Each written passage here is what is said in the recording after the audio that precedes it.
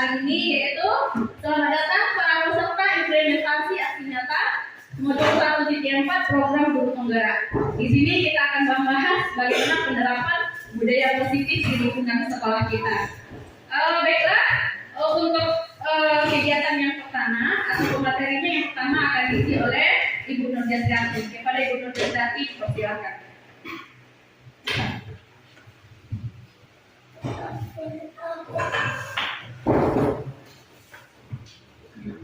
Baiklah, Bapak dan Ibu-ibu, kami ulang lagi. Assalamualaikum warahmatullahi wabarakatuh.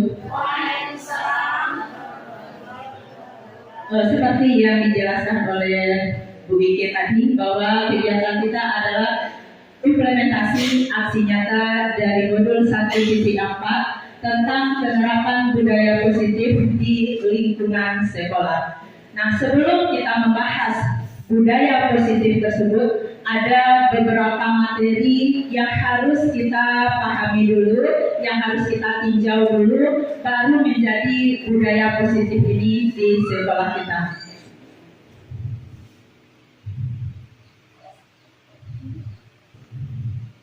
Nah, sebelum kita melanjutkan tentang budaya positif nanti yang akan kita bahas pada kegiatan-kegiatan berikutnya, kita harus mengenal dulu tentang filosofi pendidikan Ki Hajar Dewantara. Kita tahu bahwa kita, bangsa Indonesia, sebelum ini, pada zaman dahulu kita sudah mengenal Bapak Ki Hajar Dewantara. Nah, dalam program guru penggerak ini, filosofi beliau ini itu akan kita kenal dulu atau akan kita pelajari. Nah, sebelum kita melihat bagaimana filosofi Ki Hajar Dewantara tersebut, ini ada beberapa pertanyaan yang harus kita laksanakan. Yang pertama, pengalaman apa yang membuat Anda menjadi rindu bersekolah? Atau pengalaman apa yang membuat kita itu kehilangan motivasi untuk bersekolah? Pilih salah satu. Boleh yang membuat kita rindu ke sekolah, atau yang membuat kita artinya malas, tidak menimbulkan motivasi kita, kehilangan motivasi diri kita itu ke sekolah. Boleh dibuat salah satu. Apa yang sesuai untuk diri kita rasanya? Silakan ibu-ibu boleh ditulis pada kertas atau sticky note yang sudah dibagikan. Kemudian yang kedua, siapa sosok guru yang menginspirasi Anda? Siapa sosok guru yang selama ini, mulai dari kita TK mungkin dulu atau dari SD sampai sekarang, siapa kira-kira sosok guru yang menginspirasi kita, yang menimbulkan inspirasi bagi kita, yang menjadi inspirasi, yang menjadi idola bagi kita guru tersebut? Silakan Bapak Ibu tulis. Kemudian yang ketiga, pengalaman apa yang berkesan bersama guru yang menginspirasi kita tadi? Apa pengalaman kita sehingga guru tersebut kita jadikan guru menginspirasi kita? Kemudian, pernahkah Anda atau ibu-ibu semua ini menduplikasi atau mengadaptasi atau meniru apa yang dilakukan oleh guru kita itu, kita lakukan pula di kelas kita? Nah, jadi kita beri waktu sekitar 1 menit saja mungkin untuk menulisnya. Ibu-ibu yang sudah selesai boleh ditempel di dinding sebelah kiri, sebelah kanan ya, sebelah kanan. Yang sebelah kanan kami, silakan ditempel di dinding di sebelah kiri ibu-ibu. Sudah, kemudian kita minta salah satu dari rekan-rekan untuk menyampaikan apa yang menjadi pengalaman atau apa pengalaman berkesan bagi ibu-ibu selama di sekolah itu. Bu Rosmala Dewi.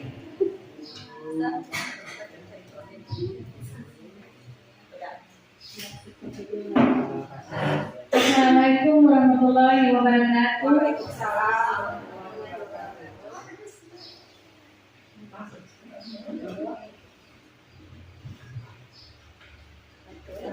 Pengalaman apa yang membuat Anda yang menjadi rindu di sekolah? Jadi saya membuat pengalaman yang jadi rindu sekolah. Saya jadi rindu ke sekolah karena saya ingin bertemu dengan ibu-ibu guru saya yang peduli kepada murid-muridnya. Ya, terima kasih. Mungkin tepuk tangan untuk Ibu Rosmala Dewi.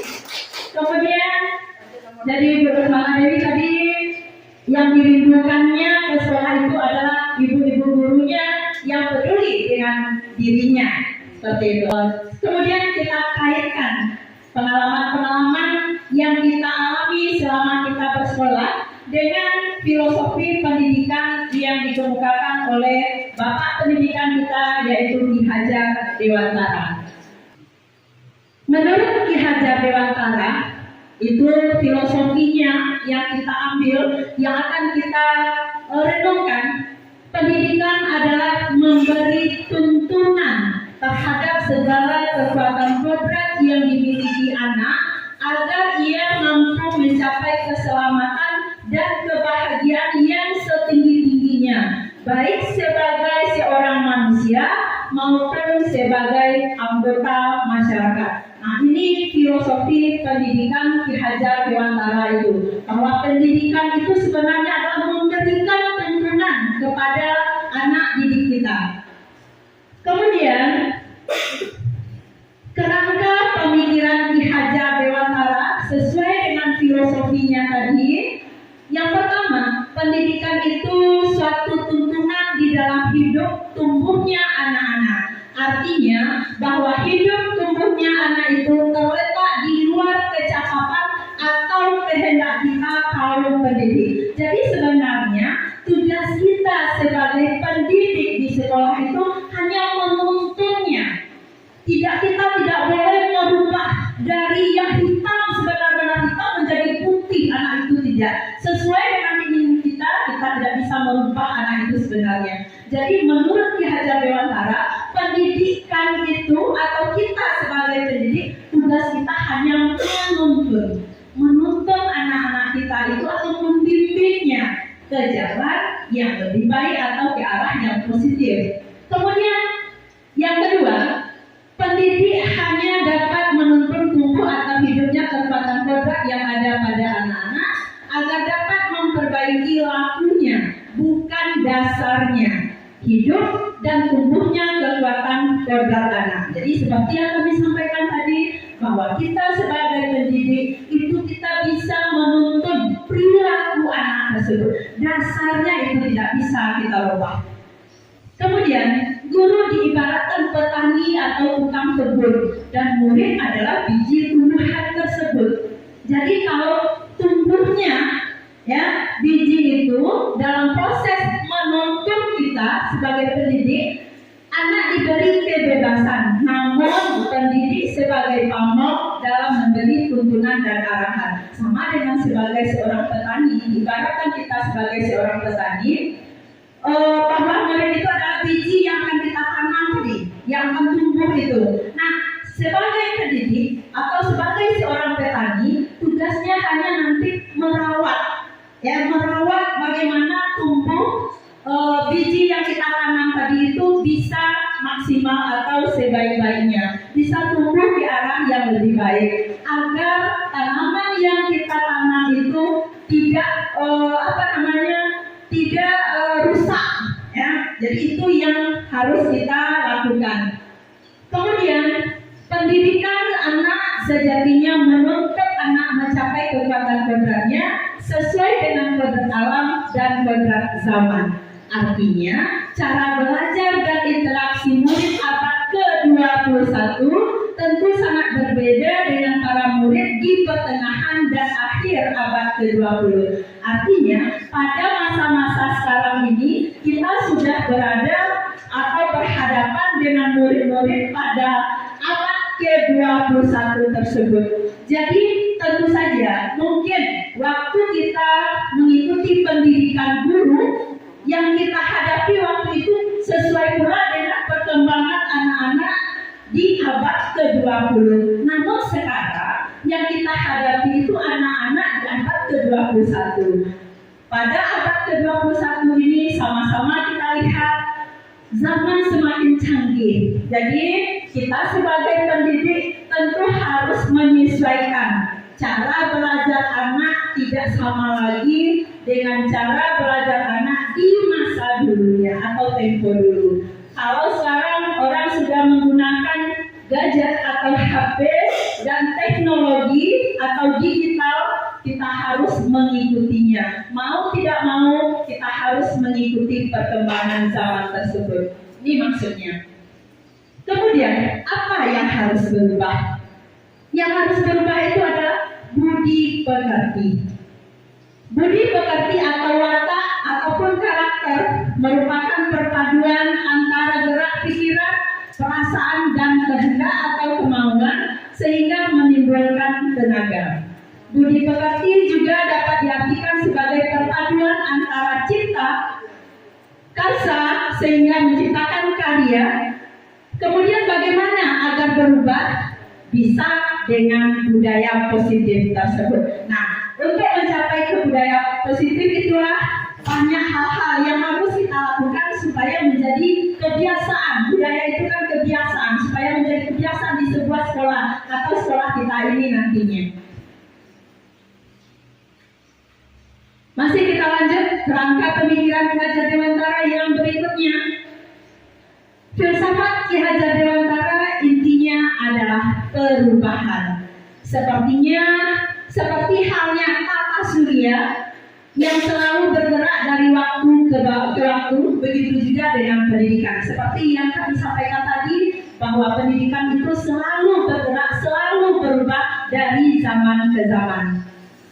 Kemudian, pendidikan itu memerdekakan dan memanusiakan. Biarkan murid itu bergerak dan berputar sesuai orbitnya. Pembelajaran yang berpihak pada murid harus berorientasi terhadap murid. Kemudian, murid dan murid menyenangkan, mampu mengembangkan minat dan bakatnya, bebas dari ikatan, dengan suci hati mendekati murid, berpusat pada murid. Jadi apapun yang akan kita lakukan kepada murid kita di kelas itu harus kita pikirkan dulu kebutuhan murid kita. Kita harus memprioritaskan kepentingan murid kita. Kalau selama ini mungkin kita sudah salah menganggap bahwa kita yang berkuasa di kelas kita, sekarang mari kita ubah bahwa murid adalah segala-galanya bagi kita.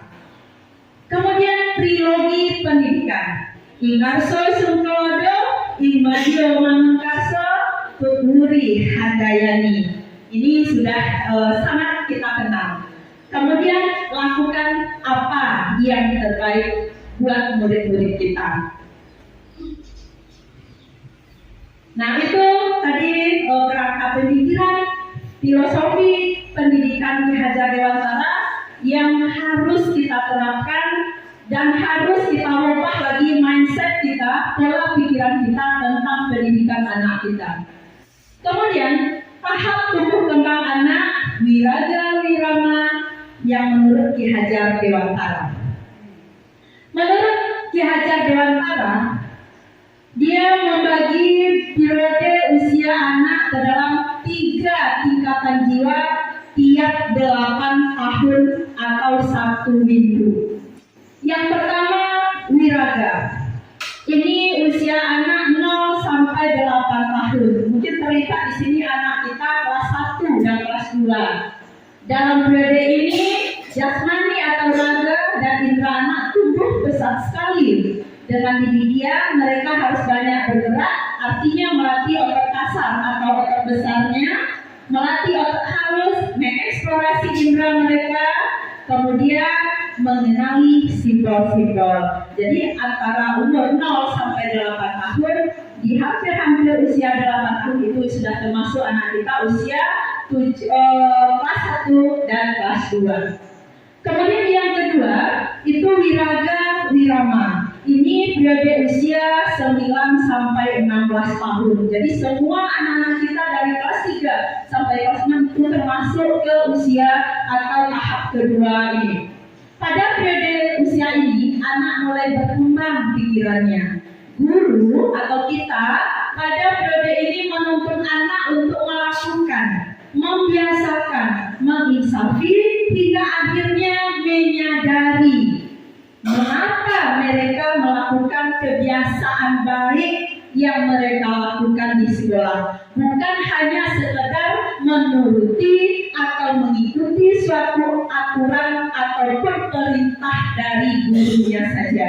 Jadi pada usia anak-anak kita di sekolah dasar yang kita hadapi setiap hari, disinilah peran kita sebagai guru untuk menimbulkan kesadaran pada anak-anak kita.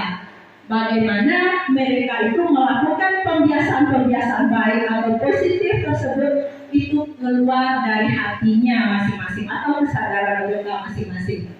Yang ketiga itu wirama, ini periode usia 17 sampai 24 tahun pada usia remaja sampai mereka dewasa ya. Pada rentang usia ini guru hanya menuntut dan menantang anak dalam hal pengelolaan diri dan pengenalan potensi dirinya. Anak dalam periode ini mulai menata bagaimana agar masa depannya itu menjadi lebih baik dan sesuai dengan yang mereka cita-citakan. Nah itu. Kemudian kita sebagai guru sekolah dasar tentu saja kita tidak ingin kita itu bertindak bagaimana kita itu harus bertindak kepada orang dewasa, tidak. Jadi anak usia SD itu kita sesuaikan tindakan kita bagaimana perkembangan yang pada tahap kedua tadi.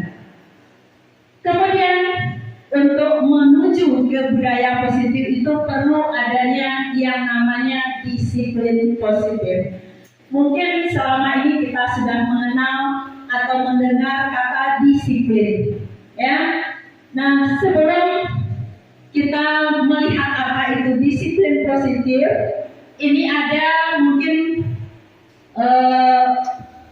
percobaan ataupun perlakuan yang harus kita lakukan. Sekarang kita cobakan, misalnya cari teman kita mungkin dua-dua, kita berdua atau berpasangan, yang satu sebagai A, yang satu sebagai B. Nah, yang A silakan berhadapan ibu-ibu, yang A silakan kepalkan tangannya.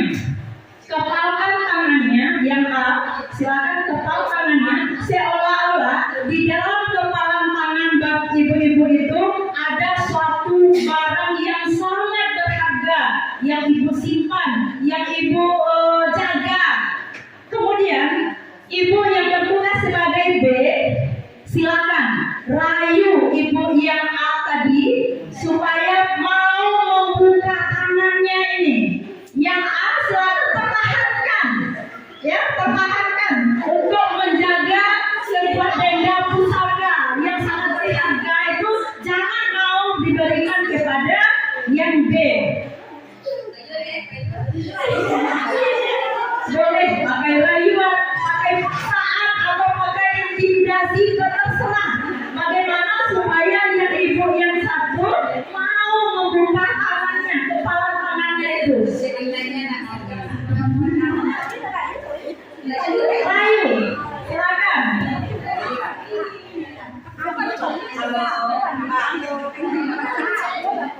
Apa isinya? Buka saja kayak sendiri.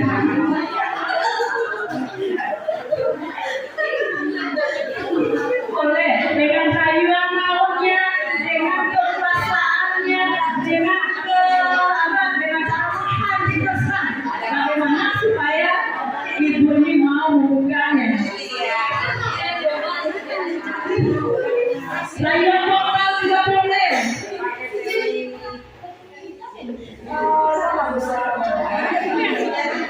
Sudah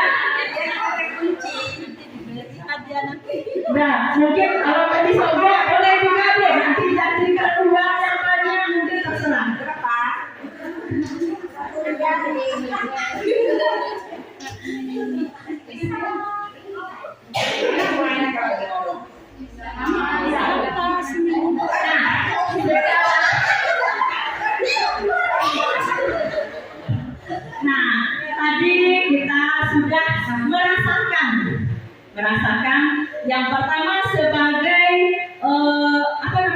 pejuang atau pejuang mempertahankan sesuatu yang tidak boleh diberikan atau diperlihatkan kepada siapapun.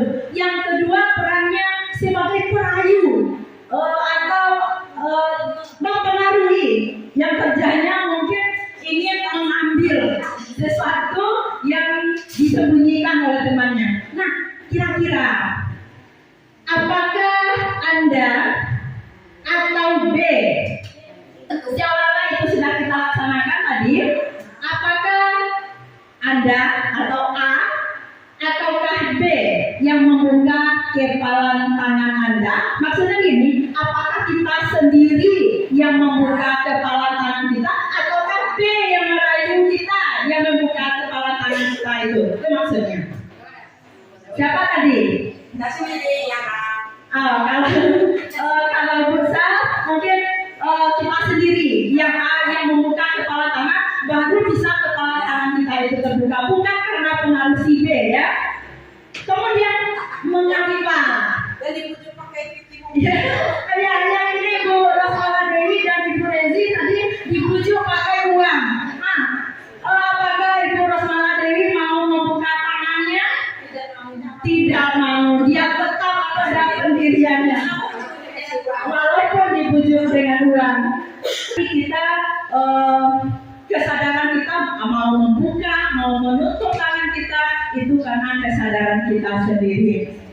Dalam kegiatan ini, sesungguhnya siapa yang memegang kendali atau kontrol untuk membuka atau menutup kepala tangan kita? Kira-kira dikontrol atau pengendali diri kita sendiri itu sebenarnya adalah diri kita sendiri. Jadi yang mengontrol atau mengendalikan diri kita mau apa yang kita inginkan, walau bagaimanapun usaha orang lain untuk mempengaruhi kita, kalau dari dalam diri kita itu tidak ada keinginan, sama seperti kita sekarang ini, bagaimanapun banyak calon guru penggerak di sekolah kita ingin merubah diri kita menjadi lebih baik sesuai dengan perkembangan zaman saat ini. Kalau diri kita sendiri itu belum tergerak untuk melakukannya, maka gerakan pendidikan di sekolah kita akan tetap seperti ini, tidak akan berubah. Itu kesimpulannya. Jadi kontrol diri kita, bagaimana pendidikan akan kita arahkan untuk besoknya, tergantung pada diri kita pendidik masing-masing. Kemudian berkaitan dengan disiplin positif tadi, kita selama ini mengenal kata disiplin. Kata disiplin, kalau orang menyebut kata disiplin, apa yang terbayang di benak kita? Ya, yang belum lah dulu. Bu Rezi? Kalau orang bilang disiplin, apa yang terbayang bagi kita? Ya baiklah, kalau bagi saya sendiri, kalau tentang disiplin, mungkin tentang anak-anak atau keadaan guru kita. Contohnya seperti anak-anak yang kita terapkan di sekolah kita tentang disiplin pakaian atau yang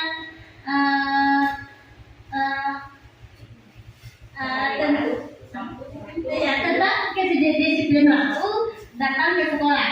Atau kalau guru kita itu disiplin tentang waktu juga, cepat datang ke sekolah kita. Mungkin hanya itu yang mau saya sampaikan. Terima kasih. Mungkin Bu Yustina tentang disiplin. Ya, bagi saya yang dikatakan disiplin atau pengertiannya di sini, apa yang kita terapkan itu wajib kita taati, apalagi bagi anak-anak kita, umpamanya disiplin waktu piket. Ya, terbayang saat waktu piket itu terlebih dulu anak kita itu untuk melaksanakannya. Nah, di sanalah yang saya rasakan disiplin itu, tepat waktu dan mentaati apa yang kita laksanakan kita disiplin. Itu sekian. Terima kasih. Seperti yang sama-sama kita dengar tadi, bahwa disiplin itu selama ini menghubungkan dengan tata tertib, dengan peraturan, kemudian dengan kepatuhan kita pada peraturan. Kalau seseorang atau murid kita tidak menerapkan atau mematuhi disiplin yang kita tetapkan, kita apakan? Kita beri hukuman. Itu yang selama ini kita laksanakan. Sekarang kita lihat bagaimana sebenarnya yang disiplin positif itu. Dari arahan bukan dihukum. Nah, kalau disiplin positif itu tidak harus dengan memberi hukuman. Erat kaitannya dengan yang kita cobakan tadi, kita menerapkan disiplin itu dengan menumbuhkan rasa sadar, rasa insaf kepada anak-anak kita, bagaimana mereka itu dengan ikhlas dan terbiasa melaksanakan kesepakatan yang kita sepakati bersama. Jadi kalau disiplin yang selama ini kita apakah dalam pikiran kita itu erat kaitannya dengan peraturan yang kita buat, kita yang membuat peraturan, kita berikan kepada anak-anak kita. Jika anak kita melanggarnya, kita beri hukuman. Nah, ternyata yang disiplin itu tidak seperti itu. Nah, sebagai pendidik yang disiplin positif itu, tujuan kita adalah menciptakan anak-anak yang memiliki disiplin diri. Jadi disiplin itu tertanam dalam dirinya dulu masing-masing, sehingga mereka bisa berperilaku dan mengacu pada nilai kebajikan universal dan memiliki motivasi intrinsik, bukan ekstrinsik. Intrinsik itu artinya motivasinya itu, keinginannya itu lahir dari dirinya sendiri, bukan dari luar, bukan paksaan dari guru, dari takut ke gurunya, bukan takut ke orang tuanya, bukan demikian. Begitu juga dengan kita guru-guru atau pendidik di sekolah, kita tidak melaksanakan disiplin positif itu karena takut pada atasan, tidak, tapi karena kesadaran dari dalam diri kita masing-masing. Nih, disiplin positif itu akan melahirkan nilai-nilai kebajikan.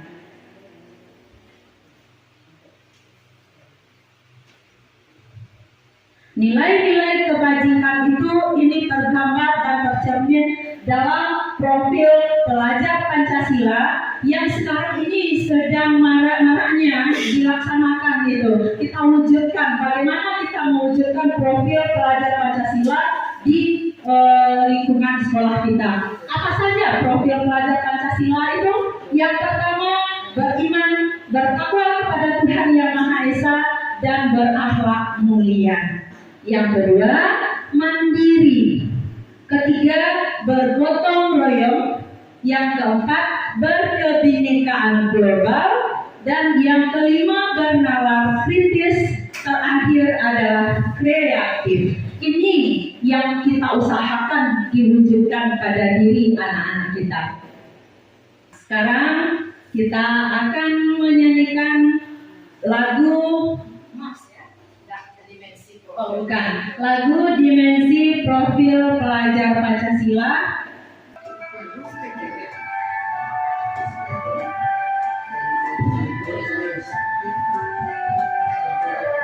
Pancasila beriman dan bertakwa pada Tuhan Yang Esa dan berakhlak mulia, berkebinekaan global, gotong royong mandiri, kreatif dan bernalar kritis. Pelajar Pancasila beriman dan bertakwa pada Tuhan Yang Esa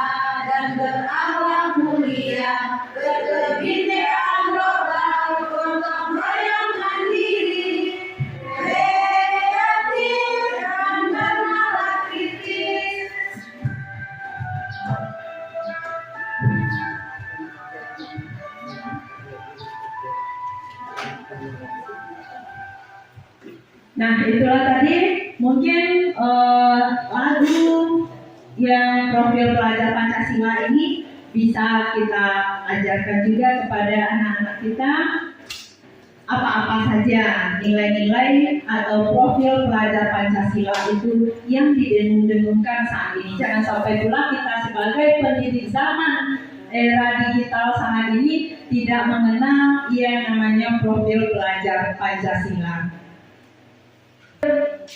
Saya sebagai pemateri pertama sampai disiplin positif untuk menuju ke budaya positif akan disampaikan oleh rekan kita CDP lain yaitu Ibu Wike Deniska.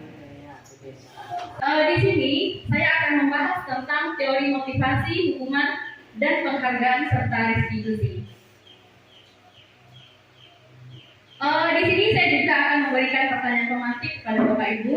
Yang ini tidak perlu Bapak Ibu jawab di kertas, cuman dijawab di dalam hati saja. Pertanyaan yang pertamanya, sebagai seorang pendidik, saat Anda datang awal dan hadir ke sekolah, motivasi apakah yang mendasari tindakan Anda? Berhubungan dengan yang tadi Bapak Ibu, mengapa kita datang ke sekolah ini? Apa motivasi kita? Misalnya kita datang awal pagi ke sekolah, atau misalnya kita lambat datang ke sekolah, apa motivasi kita? Yang kedua, bila di sekolah Anda tidak ada aturan yang memberikan surat teguran dari guru yang sering datang terlambat, misalnya tidak ada surat teguran terhadap guru yang sering datang terlambat misalnya, atau tidak ada atasan yang ingin memberikan penghargaan kepada kita karena kita datang tiap pagi misalnya, kita selalu datang pagi, tapi kepala sekolah tidak memberikan penghargaan apa-apa kepada kita. Apakah Bapak Ibu akan tetap datang tepat waktu untuk mengajar murid-murid di sekolah? Ya, itu salah satu. Ya, itu adalah pertanyaan tematik untuk materi selanjutnya. Ada seorang pakar motivasi namanya Dian Gosen dalam bukunya Restoration School Discipline menyatakan ada 3 motivasi perilaku manusia. Yang pertama, kita melakukan motivasi tersebut yang berdasarkan pertanyaan tematik tadi. Yang pertama, untuk menghindari kenyamanan, ketidaknyamanan atau hukuman. Yang pertama, mungkin saja untuk menghindari hukuman. Anak-anak datang ke sekolah, takut datang terlambat untuk menghindari hukuman yang akan diberikan oleh bapak ibu gurunya di sekolah atau misalnya peraturan yang ada di sekolah ini. Yang kedua, untuk mendapatkan imbalan atau penghargaan dari orang lain. Misalnya mereka datang tepat waktu ke sekolah, misalnya ada penghargaan atau ada sesuatu yang akan kita berikan kepada anak murid kita, itu maksudnya. Yang ketiga, untuk menjadi orang yang mereka inginkan dan menghargai diri sendiri dengan nilai-nilai yang mereka punya. Jadi yang ketiga inilah yang seharusnya motivasi yang kita tanamkan di dalam diri kita sendiri. Menginginkan atau menghargai diri sendiri dengan nilai-nilai yang kita percaya. Ini juga ada pertanyaan. Menurut Bapak Ibu, dari ketiga jenis motivasi yang disebutkan dari pertanyaan sebelumnya tadi, motivasi manakah yang saat ini paling banyak mendasari perilaku murid-murid di sekolah kita? Yang pertama, apa yang kedua, atau yang ketiga? Yang pertama tadi karena takut dihukum. Ya, mungkin itu Bapak Ibu. Yang pertama. Selanjutnya, strategi apa yang selama ini Bapak Ibu terapkan untuk menanamkan disiplin positif pada murid-murid Bapak Ibu? Bagaimanakah hasilnya pada perilaku murid-murid Bapak Ibu sendiri? Coba ditanyakan saja di dalam hatinya. Yang ketiga, nilai-nilai kebajikan apa yang Bapak Ibu rasakan penting saat ini untuk ditanamkan kepada murid-murid di sekolah kita ini?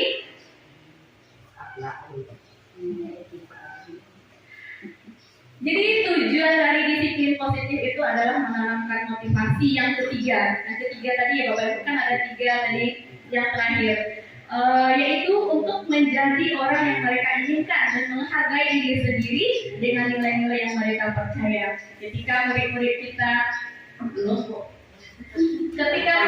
kita memiliki motivasi tersebut, mereka telah memiliki motivasi intrinsik yang dari dalam, yang berdampak jangka panjang. Sedangkan motivasi ekstrinsik itu dampaknya jangka pendek, Bapak Ibu. Motivasi yang tidak akan berpengaruh pada apapun hukuman, apapun hadiah. Jadi mereka akan tetap bergerak baik berlandaskan nilai-nilai kebajikan karena mereka ingin menjadi orang yang menjunjung tinggi nilai-nilai yang mereka percaya tersebut. Di sini ada sebuah kasus, Iva kurang menguasai pelajaran matematika, sehingga pada saat pelajaran tersebut berlangsung, dia lebih banyak berdiam diri atau menggambar di buku pelajarannya. Mungkin banyak sekali anak-anak kita seperti itu ya Bapak Ibu. Pada saat guru matematikanya Pak Sino menanyakan pertanyaan Iva menjadi gugup. Dia dan tak sengaja menjatuhkan tasnya di kursi, serta tiba-tiba jadi gagap pada saat berupaya menjawab. Seluruh kelas pun tertawa melihat perilaku Iva yang bicara tergagap dan terkejut tersebut. Pak Seno pada saat itu membiarkan teman-teman Iva menertawakan Iva yang tergagap dan malu luar biasa, dan malahan minta Iva untuk maju ke depan dan berdiri di depan kelas sambil menunjuk hidungnya karena dia tidak bisa menjawab pertanyaan yang Pak Seno berikan. Kelas makin gaduh dan anak-anak pun tertawa melihatnya. Iva di depan kelas memegang ujung hidungnya. Mungkin saya sendiri juga sebelumnya juga pernah melakukan hal demikian Bapak Ibu. Menurut Bapak Ibu, apakah Bapak Ibu setuju dengan tindakan Pak Seno tersebut? Tidak. Pertanyaan kedua, menurut Bapak Ibu, tindakan Pak Seno terhadap Iva itu sebuah hukuman atau konsekuensi? Mengapa? Ya, menurut Bapak Ibu, tindakan yang dilakukan Pak Seno tadi hukuman atau konsekuensi? Hukuman. Benar sekali Bu Samyati, yang dilakukan oleh Pak Seno tadi adalah hukuman. Sekarang kita akan lihat apa sih bedanya hukuman dengan konsekuensi. Kalau hukuman itu sifatnya tidak terencana, tiba-tiba saja. Anak atau murid tidak tahu apa yang akan terjadi setelahnya. Terus hukuman itu bersifat satu arah dari pihak guru saja. Sedangkan murid hanya menerima apapun yang akan dikatakan guru, mereka terima. Apapun perlakuan gurunya, mereka terima. Jadi hukuman yang diberikan bisa berupa fisik, psikis, atau disakiti oleh perbuatan atau kata-kata. Ternyata kata-kata juga merupakan sebuah hukuman. Sekarang kita akan lihat apa sih konsekuensi. Kalau konsekuensi itu sudah terancana dan telah disepakati, sudah dibahas, sudah disetujui dulu dengan siswa di kelasnya. Misalnya kalau seandainya anak-anak itu tidak membuat PR, apa sih yang akan anak-anak lakukan nantinya? Kan konsekuensi namanya, kita harus saling bertanya jawab dulu tentang apa hukuman yang akan kita berikan. Misalnya seperti itu Bapak Ibu. Kalau seandainya muridnya menyetujui, kan sering juga. Kalau tidak BPR, apa anak-anak ibu masih tesis, kan itu sudah disebut sebagai konsekuensi. Atau misalnya pihak sekolah yang membuatnya. Di pada konsekuensi, murid tetap dibuat tidak nyaman untuk jangka pendek. Peraturan dan konsekuensi yang mengikuti ini sudah diketahui sebelumnya oleh murid. Sikap guru di sini hanya memonitor saja. Apa yang kita bahas tentang menurut yang tidak adalah setelah kerjaan kuliah. Jadi guru di sini hanya sebagai pemonitor. Jadi di sini ada beberapa tindakan yang dilakukan oleh guru. Kita akan lihat di sini apakah itu hukuman atau konsekuensi. Yang pertama, mencatat 100 kali di dalam buku kalimat saya tidak akan terlambat lagi karena terlambat ke sekolah. Kan sering kita itu, misalnya tak pacaran kita suruh anak mencatat di buku dalam BFR, kita suruh anak mencatat di buku sampai 10 kan? Atau selembar kertas misalnya. Menurut Bapak Ibu apakah hukuman atau konsekuensi? Ya, nanti kita lihat ya. Yang kedua, lari mengelilingi lapangan basket 2 kali karena terlambat hadir di sekolah. Menurut Bapak Ibu itu konsekuensi atau hukuman? Hukuman juga. Terus yang ketiga, murid diminta untuk push up 15 kali karena tidak menggunakan masker ke sekolah. Juga hukuman. Yang selanjutnya, menggantikan kertas tugas teman yang telah dicoret-coret. Dia ganti kertasnya, dia sudah mencoret-coret kertas temannya, dia ganti. Menurut Bapak itu konsekuensi apa hukuman? Konsekuensi. Kita lanjut dulu ya. Yang selanjutnya, membersihkan tumpahan air di meja tulis karena tersenggol pada saat belajar. Konsekuensi juga. Nah, kita lanjut. Murid disuruh untuk mengenakan sepatu seharian di sekolah karena tidak menggunakan sepatu hitam misalnya. Hukuman. Lanjut, lari mengelilingi lapangan basket 2 kali karena terlambat 10 menit untuk pelajaran berjokan. hukuman juga. Nah, jadi di sini akan kita lihat mana sih yang konsekuensi, mana sih yang hukuman. Ya, yang pertama, yang kedua, yang ketiga itu adalah hukuman. Yang ketiga mengganti kertas, yang keempatnya menggantikan kertas teman yang telah dicoret-coret. Nah, itu termasuk konsekuensi. Yang selanjutnya membersihkan tumpahan air di meja tulis karena tersenggol pada saat belajar, itu juga konsekuensi. Terakhir, ini bikin lapangan basket 2 kali karena terlambat 10 menit untuk pembelajaran PJK. Jadi untuk menciptakan disiplin positif sebagai seorang guru, ketika murid melakukan kesalahan, tindakan mana sih yang perlu kita lakukan? Yang pertama, menunjukkan kesalahannya dan memintanya untuk melihat kesalahannya dengan baik-baik. Aku salah tadinya, kalau tertentu salah deh, itu salah tadi tidak. Kita tunjukkan dengan cara yang baik-baik. Terus mengatakan, kamu seharusnya tahu bagaimana kamu seharusnya bertindak. Kalau dia berbuat kesalahan, bilang kepada nomor kita, tentu juga apa yang seharusnya lakukan tadi, seperti itu misalnya. Terus mengingatkan murid kita tentang kesalahan yang sama yang kita alami waktu dulunya. Ibu juga pernah melakukan kesalahan, ibu pernah untuk dulu. Jadi ketika kita mengatakan hal yang seperti itu, jadi murid ini punya pikiran seperti ini. Oh, tidak, dia selama salah pada itu periode. Ya, ibu guru dia pernah melakukan kesalahan seperti itu. Jadi stabil emosinya. Terus bertanya kepadanya, kenapa kamu melakukan sesuatu yang seharusnya tidak kamu lakukan? Terus mengkritik dan mendiamkannya. Tindakan yang selanjutnya. Jadi di sini akan kita lihat bahwa untuk menciptakan disiplin positif itu ada juga namanya restitusi. Apa itu restitusi? Restitusi itu adalah proses menciptakan kondisi bagi murid untuk memperbaiki kesalahan mereka sehingga mereka bisa kembali kepada kelompok mereka dengan karakter yang lebih kuat. Restitusi juga adalah proses kolaboratif yang mengajarkan murid untuk mencari solusi dari masalahnya dan membantu murid berpikir tentang orang seperti apakah mereka, tentang orang seperti apa yang mereka inginkan, dan bagaimana mereka harus memperlakukan orang lain. Jadi restitusi di sini membantu murid menjadi lebih memiliki tujuan, disiplin positif, dan memulihkan dirinya setelah berbuat salah. Caranya bukanlah pada bagaimana berperilaku untuk menyenangkan orang lain atau menghindari ketidaknyamanan, namun tujuannya adalah menjadi orang yang menghargai nilai-nilai kebajikan yang mereka percayai. Sebelumnya kita telah belajar tentang motivasi intrinsik tadi. Terus selanjutnya kita masuk kepada budaya positif.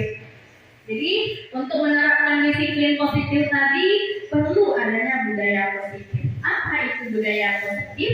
Budaya positif adalah membangun nilai-nilai, keyakinan dan kebiasaan-kebiasaan di sekolah yang berpihak kepada peserta didik agar peserta didik dapat berkembang menjadi pribadi yang kritis, penghormat dan bertanggung jawab. Seperti yang kebiasaan budaya positif itu yang telah kita lakukan misalnya di sekolah, pembiasaan 5S. Apa itu 5S? Senyum, sapa, salam, sopan, santun. Yang kedua, makan bersama. Di sini kita juga melihat ada beberapa nilai di sana, nilai kepeduliannya, menghargai orang lain, saling berbagi. Yang ketiga ada kegiatan jembatan hati. Kegiatan jembatan hati ini misalnya seperti kita dengan siswa kita curah pendapat misalnya seperti itu. Yang keempat memberi motivasi, yang kelima gotong royong.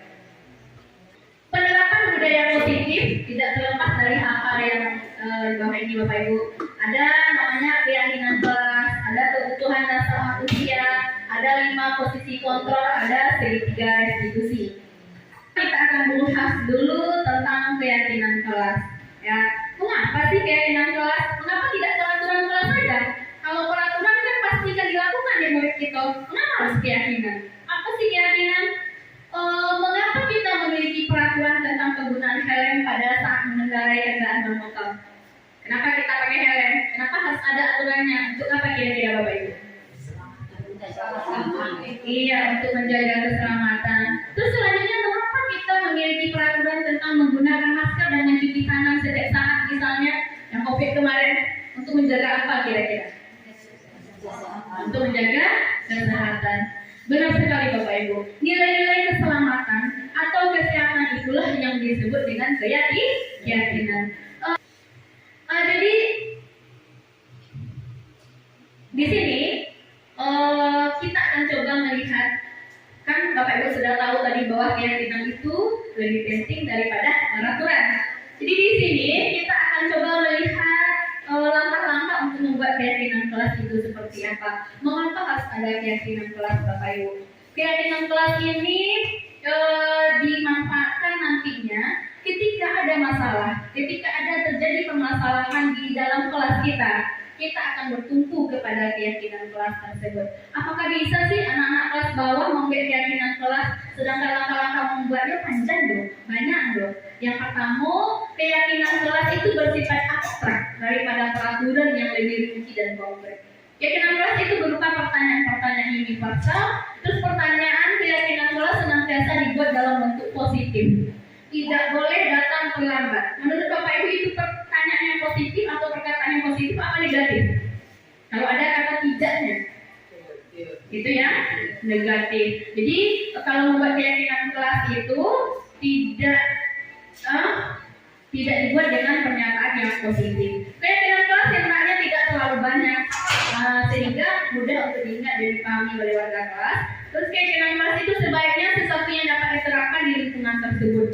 Semua warga kelas hendaknya ikut berkontribusi dalam pembuatan keyakinan lewat kelas lewat kegiatan curah pendapat. Jadi setelah adanya keyakinan kelas, kita bersedia kembali meninjau keyakinan kelas dari waktu ke waktu. Yang selanjutnya yaitu kebutuhan dasar manusia. Kebutuhan dasar manusia itu disukai atau tidak. Manusia adalah makhluk biologis yang memiliki sifat dasar menjaga berkelanjutan spesiesnya atau genetisnya secara genetis. Jadi kebutuhan dasar manusia itu terbagi 5. Yang pertama, kebutuhan akan bertahan hidup atau survival. Yang kedua, kebutuhan untuk diterima, love and belonging. Yang ketiga, kebebasan, freedom. Yang keempat, kesenangan, fun. Yang kelima, kekuasaan atau penguasaan atau power. Jadi kita akan membahas satu-satu Bapak Ibu. Di sini juga ada kasus, namanya Ibu Ambar. Ibu Ambar ini juga wali kelas 2, kelas 2 tuh tidak lihat.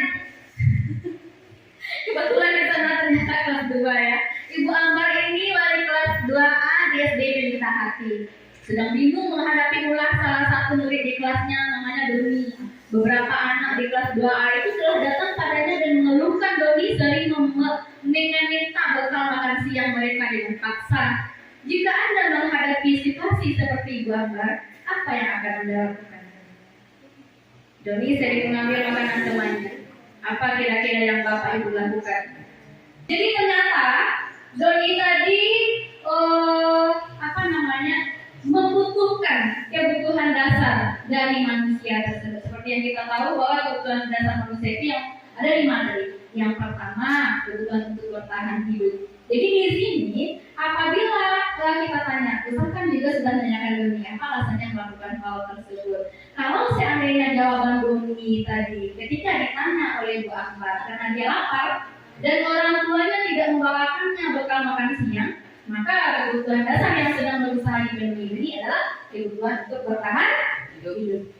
Selanjutnya, jika kita memanggil Doni, jika Bu Ambar memanggil Doni sedangkan jawabannya atau alasannya karena merasa senang temannya jadi memperhatikan dia ketika temannya melaporkan tindakan itu kepada gurunya dan gurunya memberitahu oleh orang tuanya sehingga orang tuanya juga memperhatikan dia. Maka kebutuhan dasar yang sedang dipenuhi Doni adalah kebutuhan akan kasih sayang atau rasa diterima.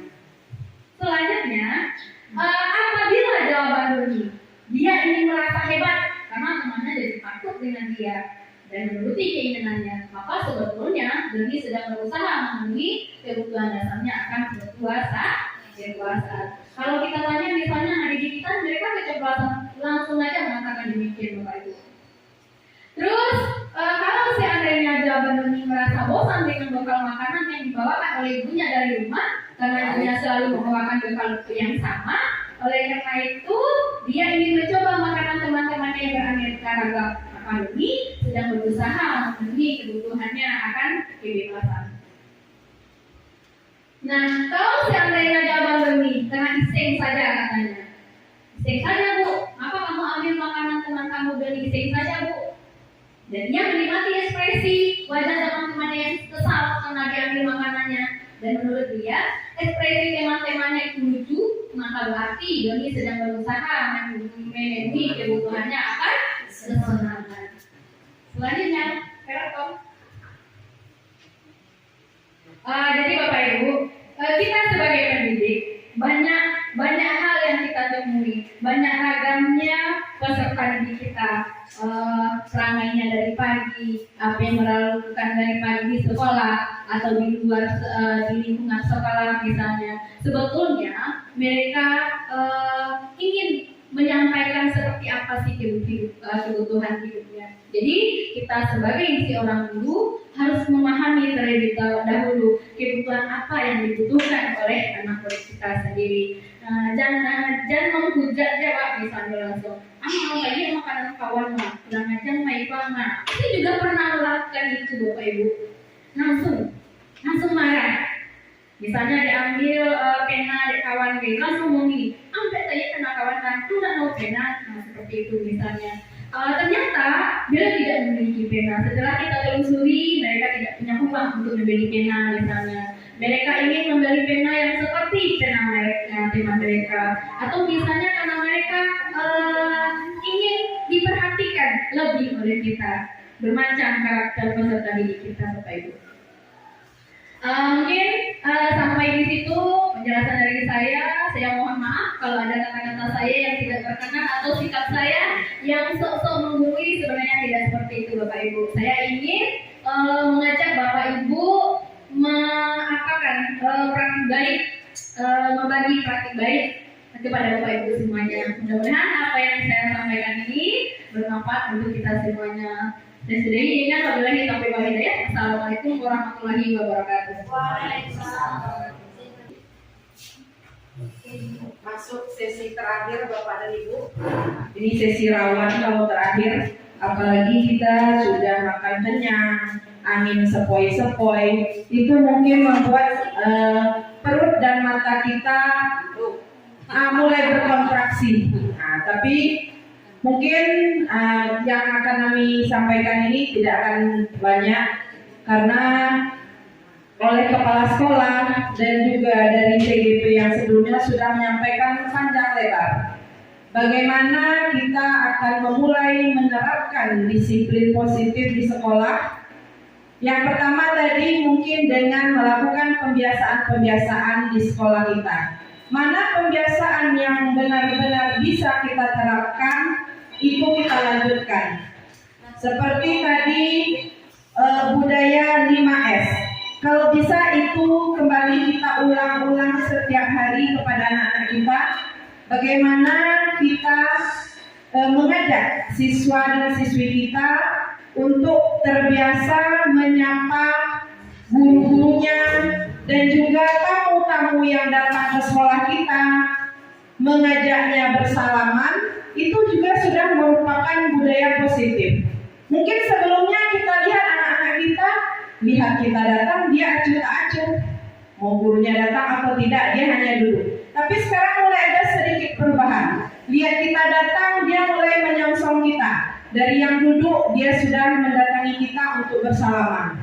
Nah, itu mungkin budaya-budaya seperti itu kita ingatkan setiap hari kepada anak-anak kita dan kita lanjutkan. Kemudian budaya positif lainnya itu kita mulai berangsur-angsur membuat keyakinan kelas, kesepakatan kelas kita.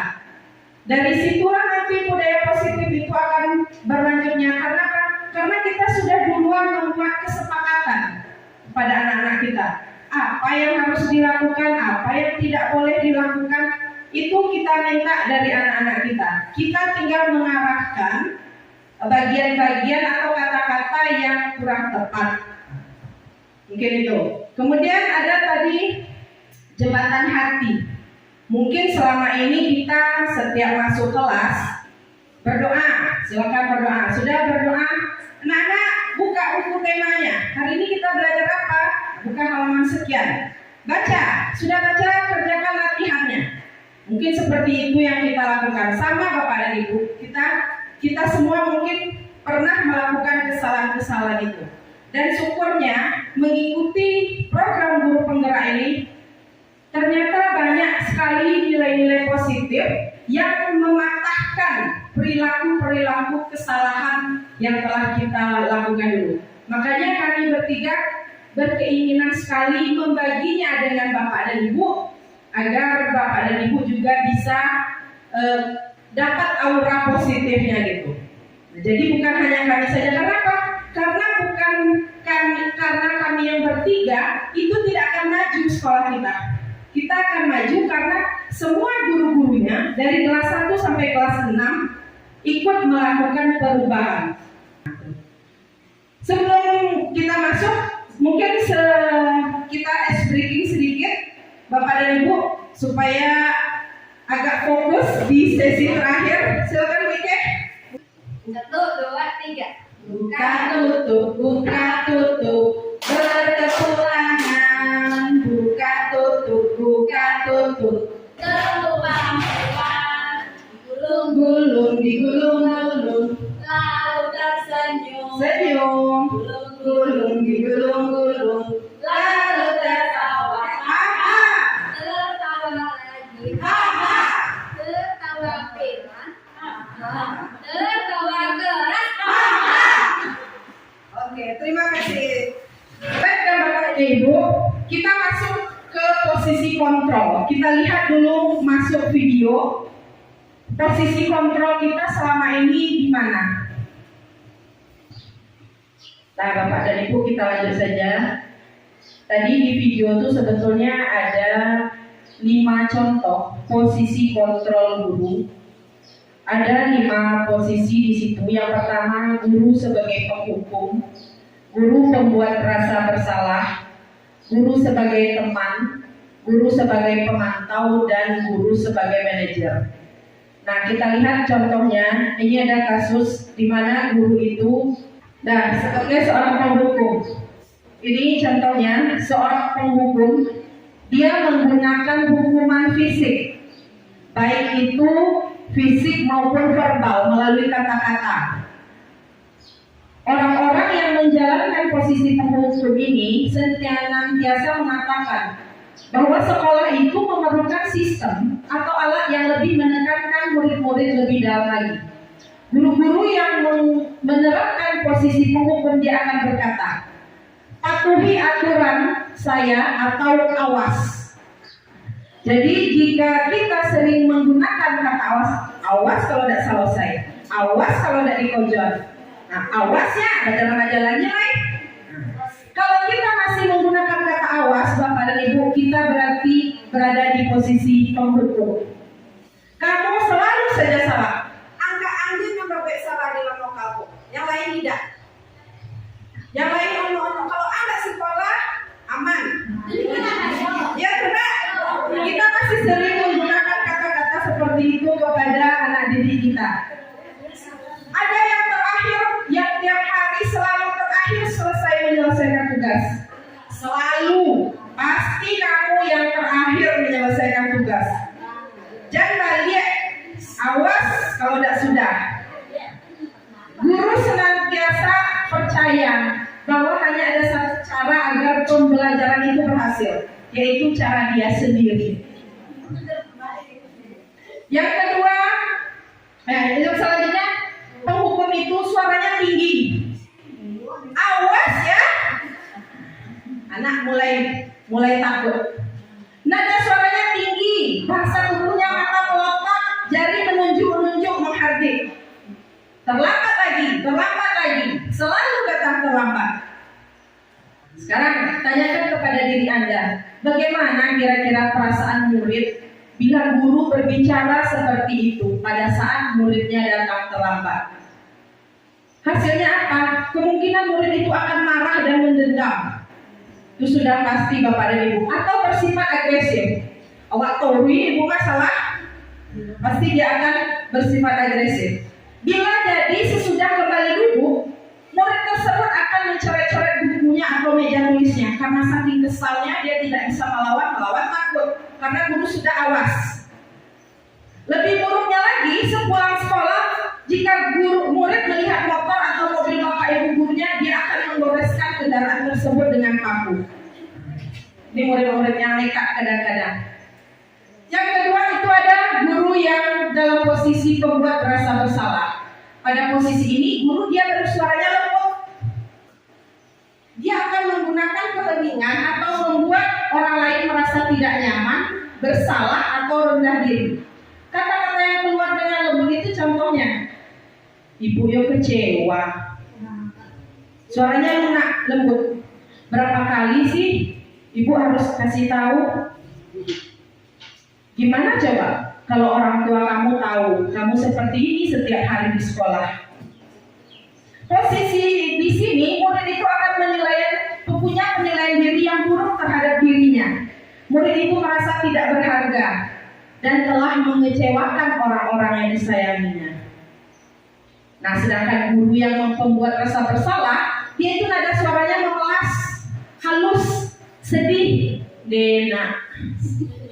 Pakai itu lesu, merapat pada anak. Adi, kamu ini bagaimana ya? Kamu sudah berjanji dengan ibu tidak akan terlambat lagi. Kenapa ya senang sekali mengecewakan ibu? Ibu benar-benar kecewa sekali. Bagaimana perasaan murid bila ditegur seperti itu? Murid akan merasa bersalah.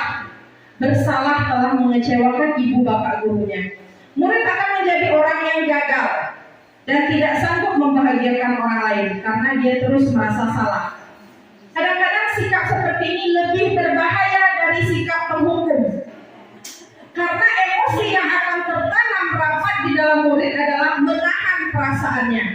Kalau dalam penghukum tadi anak akan mengeluarkan ekspresinya, dia akan melawan.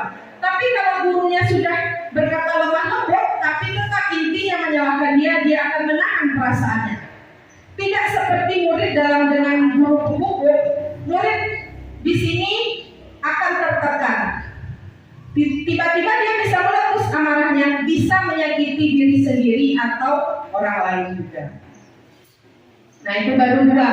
Sekarang posisi yang ketiga sebagai teman. Ada juga guru yang bersikap sebagai teman.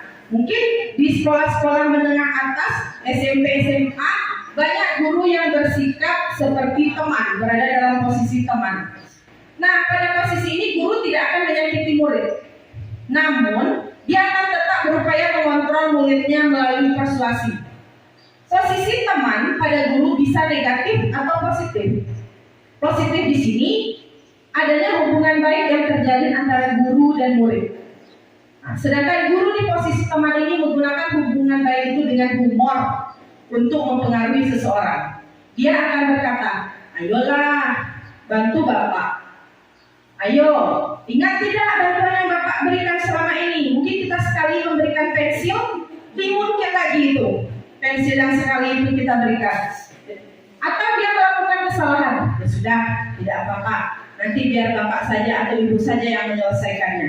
Atau karena dia anak teman kita, kita bersikap seperti teman juga terhadap anaknya. Nah, apa yang terjadi hal negatif seperti ini? Bila suatu saat guru tersebut tidak membantu muridnya, dia akan kecewa dan berkata, saya pikir bapak dan atau ibu ini teman saya. Murid merasa dikecewakan dan tidak mau lagi berusaha karena tidak ada lagi bantuan dari bapak dan ibu gurunya. Nah, hal yang mungkin akan timbul, murid hanya akan bertindak untuk guru tertentu dan tidak untuk guru lainnya. Murid akan tergantung pada guru tersebut. Nah, contohnya kalau guru di wali kelasnya memperlakukan dia seperti teman, mungkin jika ada guru lain yang masuk ke kelasnya, dia tidak akan menganggap guru lain, karena yang menjadi teman, yang menjadi idolanya hanya guru kelasnya saja. Nah, kalau ada suara jika guru dalam posisi teman, dia ramah, akrab, bercanda, sering merapat pada muridnya, mata dan senyumnya jenaka. Ya nak, nah, seperti itu. Ayo sini, mungkin seperti itu yang seperti teman. Nah, itu dia contohnya. Adik, ayolah, bagaimana sih kamu? Kemarin sudah janji kepada bapak tidak terlambat lagi, sambil tertawa. Hehehe, babuk bola anak. Ya sudah, tidak apa-apa. Duduk dulu sana, nanti bapak guru bantu. Kamu ini tetap dalam keadaan senyum-senyum. Bagaimana perasaan murid dengan sikap seperti ini? Murid akan senang dan akrab kepada guru. Mungkin dia akan merangkul-rangkul gurunya, setiap gurunya datang dia peluk-peluk. Nah, itu dia yang merasa gurunya itu teman. Tapi dampak negatifnya, murid akan tergantung pada guru tersebut. Bila ada masalah, dia merasa mengandalkan guru tersebut untuk membantunya. Akibat lainnya adalah jika dia berbuat kesalahan, sesuatu yang menyuruh guru tersebut belum tentu berlaku sama dengan guru yang lainnya. Jadi dia hanya mengandalkan guru satu saja, guru lain tidak dianggap. Nah, ini ada lagi posisinya guru pemantau. Memantau itu artinya mengawasi. Pada saat kita mengawasi, kita bertanggung jawab atas perilaku orang-orang yang kita awasi. Nah, guru di sini dia biasanya menerapkan disiplin dan memantau anak-anaknya itu berdasarkan peraturan-peraturan dan konsekuensi yang sudah dijalankan di sekolah. Biasanya kalau dia melakukan kesalahan, peraturannya apa? Kemudian apa yang telah kamu lakukan? Terus sanksi dan konsekuensinya apa kalau melanggar? Jadi seorang pemantau itu mengandalkan perhitungan, catatan, data yang dapat digunakan sebagai bukti bahwa seseorang itu melakukan kesalahan.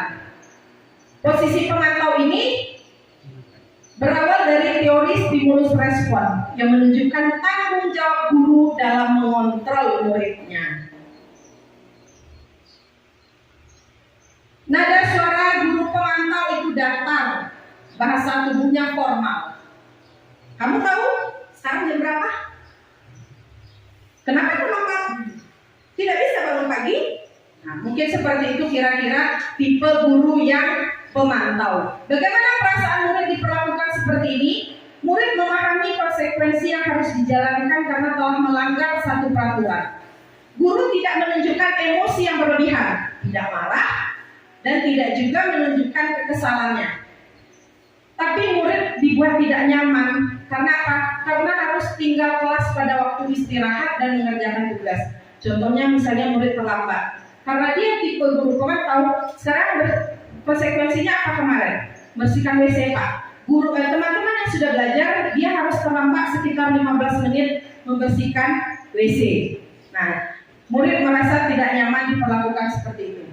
Nah, ini yang terakhir, posisi guru sebagai manajer. Di posisi manajer, guru itu berbuat sesuatu bersama-sama dengan murid. Mempersilahkan murid mempertanggungjawabkan perilakunya. Apa yang dilakukan kesalahannya, diminta pertanggungjawabannya, dipersilahkan murid memilihnya. Kemudian mendukung murid agar dapat menemukan solusi atas permasalahannya sendiri. Seorang manajer itu punya keterampilan, dia bisa berada di posisi teman, bisa berada di posisi pemantau. Namun, bisa jadi di waktu-waktu tertentu dia kembali kepada kedua posisi tadi. Nah, contohnya apa ini? Seorang guru yang berada di dalam posisi manajer, dia akan berkata jika guru siswanya melakukan kesalahan atau melanggar peraturan, dia cuma akan berkata, apa yang kita yakini? Apa yang kamu yakini? Jika kamu meyakininya, apakah kamu bersedia memperbaikinya? Jika kamu bersedia memperbaikinya, hal ini menunjukkan apa tentang dirimu? Apa rencana kamu untuk memperbaiki hal ini? Dari 5 posisi tadi, Bapak dan Ibu, yang posisi mana yang paling terbaik? Ya, posisi manajer. Mungkin selama ini kita berada dalam posisi 1, 2, 3, 4. Posisi 5 juga sering mungkin pernah kita lakukan, tapi kebanyakan kita mungkin berada dalam posisi 1, posisi guru yang menghukum. Nah, mudah-mudahan setelah kita belajar ini, sedikit banyak kita ada perubahan. Sedikit banyaknya sekolah kita ini menjadi sekolah yang memang betul ramah anak, dan tidak hanya kita tulis di di poster atau hanya di baliho atau hanya ditempel-tempel di sekolah saja, tapi memang benar-benar sekolah kita itu adalah sekolah yang ramah anak, dimulai dari gurunya. Nah, ini ada namanya segitiga restitusi. Apa itu segitiga restitusi? Ini adalah suatu proses dialog yang dijalankan oleh guru dan orang tua untuk menghasilkan murid yang mandiri dan bertanggung jawab. Langkah-langkah segitiga restitusi itu yang pertama menstabilkan identitas, kemudian validasi tindakan yang salah, dan terakhir menanyakan keyakinan. Dalam menstabilkan identitas, saat anak melakukan kesalahan, kita stabilkan dulu dirinya. Jangan buru-buru kita tanya ke pokok permasalahannya. Apa yang terjadi tadi? Kita pelan-pelan menghadapi anak, kita sampaikan kepada anak, berbuat salah itu tidak apa-apa. Jangan kita hujat, anak salah. Tapi kita katakan, berbuat salah itu tidak apa-apa. Karena manusia itu tempatnya salah. Tidak ada manusia yang sempurna. Ibu juga pernah melakukan kesalahan. Apabila ibu berada pada posisi itu, ibu juga akan melakukan hal yang sama. Kemudian menstabilkan identitas, kita sampaikan, kita bisa selesaikan masalah ini. Ibu tidak tertarik mencari siapa yang salah, tapi bapak atau ibu ingin mencari apa solusi dari permasalahan itu. Nah, atau kamu berhak merasa begitu. Nanti kita lihat contohnya. Kemudian validasi tindakan yang salah. Kita katakan kepada anak, padahal kamu bisa ya melakukan hal yang lebih buruk dari ini. Misalnya, watenju tadi ya bu, soalnya nak mau ini tidak ada dua lah. Kalau anak sudah mengatakan seperti itu, kita bisa redam. Padahal kamu bisa ya tadi melakukan hal yang lebih buruk dari ini. Tapi syukur kamu bisa menahan diri untuk tidak melakukan hal yang lebih buruk lagi terhadap temannya. Kamu pasti punya alasan mengapa melakukan hal itu. Kamu patut bangga pada dirimu sendiri, karena kamu telah melindungi sesuatu yang penting buatmu. Kamu boleh mempertahankan sikap itu, tapi harus menambahkan sikap yang baru. Nah, yang ketiga, menanyakan keyakinan. Setelah ditanya, apa nilai-nilai yang sudah kita sepakati di kelas? Apa kesepakatan di sekolah kita? Menurutmu, kelas yang ideal itu yang seperti apa? Kamu itu maunya jadi orang yang seperti apa? Maukah kamu berubah menjadi lebih baik? Ini ada contoh pelaksanaan video praktik restitusi yang dilakukan oleh Ibu Nur Jasriati bersama salah seorang muridnya. Yang tadi sebenarnya dia tentang bagaimana dia adalah apa yang menjadi yang mereka jadi dulu lagi karena itulah dulu secara itu tapi dia terima padahal dia tidak pernah dulu lagi.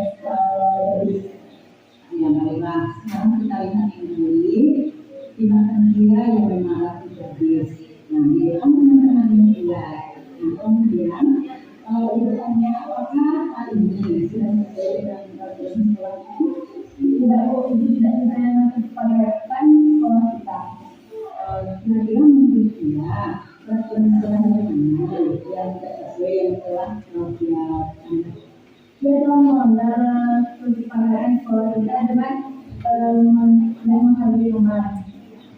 Kita tahu nggak bahwa menghargai teman itu sangat penting dilakukan. Kalau kita sangat malu terhadap setelah mengalami dari kekayaan itu. Nah, keyakinan sekarang keyakinan seperti apa yang harus kita lakukan dalam menghadapi hal seperti ini? Kita harus mengetahui diri dan cara baik-baik terhadap teman apa betul atau tidak yang harus menjadi orang seperti apa. Nah ini pelaksanaan praktik restitusi yang kedua itu saat anak tidak memakai sepatu ke sekolah.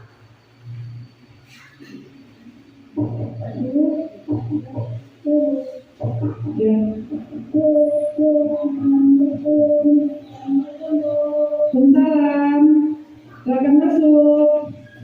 Ternyata anak-anak kita, Bapak dan Ibu, ketika diajak berhadapan kamera, dia juga bisa berakting. Menstabilkan identitas tidak pakai sepatu. Tidak itu pakaiannya juga dikeluarkan sehingga tidak terlihat rapi. Jangan salah bagaimana ya?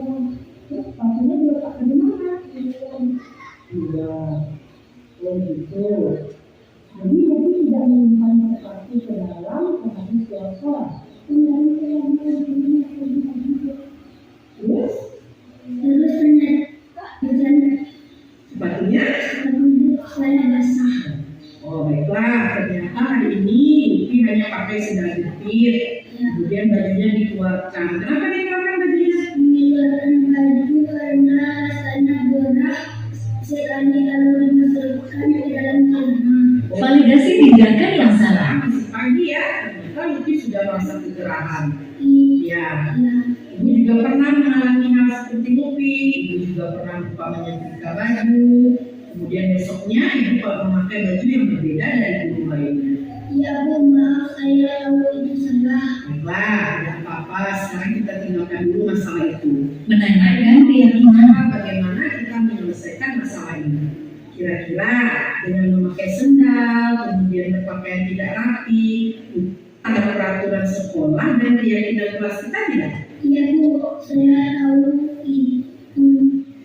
hal ini melanggar tata tertib sekolah dan kesepakatan kelas kita. Ya, kalau kesepakatan kelas kita waktu itu kan kita buat kalau kita di sekolah berpakaian rapi, kalau berpakaian rapi pakai sepatu dan juga baju dimasukkan ke ya.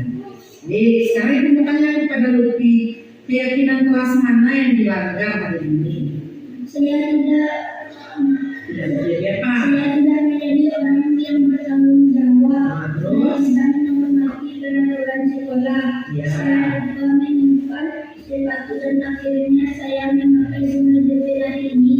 Ya, bagus sekali. Luffy paham keyakinan kelas apa yang dilanggar hari ini ya? Tidak apa-apa. Terus, apakah Luffy bersedia memperbaiki kesalahan hari ini? Tersedia Bu, Bersedia. tapi Tidak. Nah ini yang terakhir, ini adalah video pelaksanaan praktik restitusi yang dilakukan oleh Ibu Wiki. selamat siang Azizah. Selamat siang Bu. Apakah Azizah tahu mengapa Ibu memanggil Azizah ke sini? Tidak Bu. Wajah anak-anak wajah tegas. Jadi Ibu saya terus menjadi ketua. Apakah benar begitu Azizah? Benar Bu. Azizah menjadi teman itu perbuatan yang baik atau tidak? Tidak baik Bu. Baik, di sini Ibu tidak akan mencari siapa yang salah. Ibu juga pernah melakukan kesalahan. Azizah punya alasan mengapa menjadi teman? Tidak tahu Bu, ingin menjadi saja. Bagaimana perasaan Azizah setelah menjadi teman tadi? Senang aja Bu. Posisi dengan Azizah tadi. Bagaimana perasaan Azizah? Azizah masih tidak menjelaskan betul-betul. Apa kira-kira kelas kita? Sejak anggota kelas terdulu saya menghargai. Apakah Azizah ngerti Terus untuk saling menjaga itu bagaimana dalam kehidupan kita. Apa yang harus Azizah lakukan supaya Azizah tidak menjadi kenangan yaitu sebagai Azizah. Azizah sudah tahu apa yang harus Azizah lakukan setelah ini. Sudah kapan Azizah bisa memulai melakukan apa yang Azizah katakan? Besok. Ini bisa Azizah sudah bisa bersikap lebih mengerjakan. Nah, itulah Bapak dan Ibu 3 video praktek restitusi yang telah kami buat bersama anak-anak kita yang ternyata mereka walaupun diarahkannya cuma sekali 2 kali, tapi mereka bisa berakting dengan baik dan melaksanakan videonya dengan bagus. Statement closing buat kita semua Bapak dan Ibu, guru yang hebat bukanlah guru yang punya segudang prestasi, namun guru yang paham apa yang dibutuhkan oleh muridnya dalam mengembangkan potensi dan menjadi manusia yang berbudi pekerti. Yang kedua, pembelajaran yang bermakna bukanlah pembelajaran yang mendorong siswa mendapatkan nilai tinggi, namun pembelajaran yang memberikan ruang untuk siswa dapat mengembangkan potensi dirinya sesuai minat dan bakatnya. Nah, ini ada pesan buat kita. Dan untuk sahabat-sahabat guru, Bapak dan Ibu guru, mohon tidak mengatakan muridku si Anu susah sekali diajari, beda dengan si Anu yang cepat bisanya. Ayo dong, kok nggak bisa sih? Kok nggak selesai? Ini teman yang lain sudah selesai. Memang sih, ada anak yang cuek dengan perkataan itu. Ada juga yang biasa-biasa saja. Tapi ada juga yang tidak bisa mendengar dan malah disimpan dalam hatinya. Bapak dan Ibu, please, murid-murid itu sedang belajar, bukan sedang berlomba. Seperti ketika anak-anak belajar naik sepeda, ya pasti ada yang cepat, ada juga yang lambat. Bahkan tidak sedikit ada yang terjatuh sampai tersungkur. Anak tidak butuh dibandingkan, mereka hanya butuh bimbingan. Maka kuatkan mereka agar mampu berkarya demi masa depan. Ya, demikianlah Bapak dan Ibu implementasi aksi nyata kami dari CGP Angkatan 6. Mudah-mudahan apa yang kami sampaikan hari ini sedikit banyaknya bisa membawa perubahan bagi diri kita sendiri dan juga buat kelas kita dan juga buat sekolah kita. Dengan berakhirnya pemaparan materi dari saya, mewakili rekan-rekan CGP lainnya, kami mohon maaf. Bukan bermaksud menggurui, tapi hanya ingin berbagi praktik baik yang telah kami terima. Mohon maaf atas semua kesalahan dalam penyampaian. Mohon maaf karena sudah menyita waktu istirahat Bapak dan Ibu semuanya. Akhir kata saya ucapkan Assalamualaikum warahmatullahi wabarakatuh.